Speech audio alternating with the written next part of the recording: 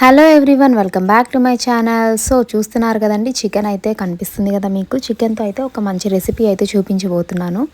So మనం ముందుగానే ఫ్రెష్గా కడిగి పెట్టేసి చిన్న చిన్న ముక్కలుగా చేసుకున్న చికెన్ అయితే తీసేసుకొని అందులో కాస్త ఉప్పు, పసుపు, అల్లం వెల్లుల్లి paste and 2 to 3 tablespoons of curd and కారం, చికెన్ మసాలా పౌడర్, హాఫ్ నిమ్మకాయ పిండేసుకొని మ్యారినేట్ చేసేసుకొని పక్కన పెట్టేసుకోవాలండి. ఇది మోస్ట్లీ ఒక 20 మినిట్స్ అయితే నానాలన్నమాట.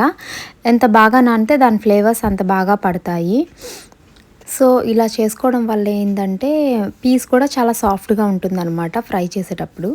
సో ఇంకా మనము ప్రాసెస్లోకి వెళ్ళిపోదామండి. ఒక బాండి తీసేసుకొని ఆయిల్ వేసేసుకోవాలి. ఆయిల్ హీట్ అయిన తర్వాత నేను చూపించిన బిర్యానీ మసాలా దినుసులు వేసేసుకోండి. వేసుకున్నాక ఒక 2 ఆనియన్స్ స్లైస్ చేసినవి అండ్ 3 గ్రీన్ చిల్లీస్ అండ్ కొంచెం కరివేపాకు వేసేసుకొని బాగా వేయించుకోవాలి. ఇవి కాస్త వేగిన తర్వాత మనము మ్యారినేట్ చేసేసుకున్న ఈ చికెన్ అయితే వేసేసుకోవాలండి. చికెన్ వేసుకున్నాక 1 table spoon of pepper powder add చేసేసుకొని కాస్త కలుపుకొని 20 మినిట్స్ వరకు మీడియం ఫ్లేమ్ మీద మూత పెట్టుకొని బాయిల్ చేసుకోవాలి. వాటర్ ఏమీ యాడ్ చేయకూడదు. ఇందులో నుంచే వాటర్ ఊరి నీట్గా చికెన్ అయితే బాయిల్ అయిపోతుంది అనమాట.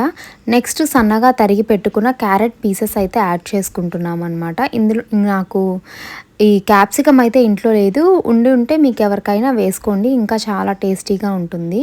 ఇది కాస్త అయిపోతుంది. ఒక 10 మినిట్స్లో దింపుకుంటాం అనంగా ఒక చిన్న బౌల్ తీసేసుకొని 2 table spoons of cornflour and water add చేసేసుకొని ఈ వాటర్ని అయితే ఇందులో పోసేసుకోవాలి.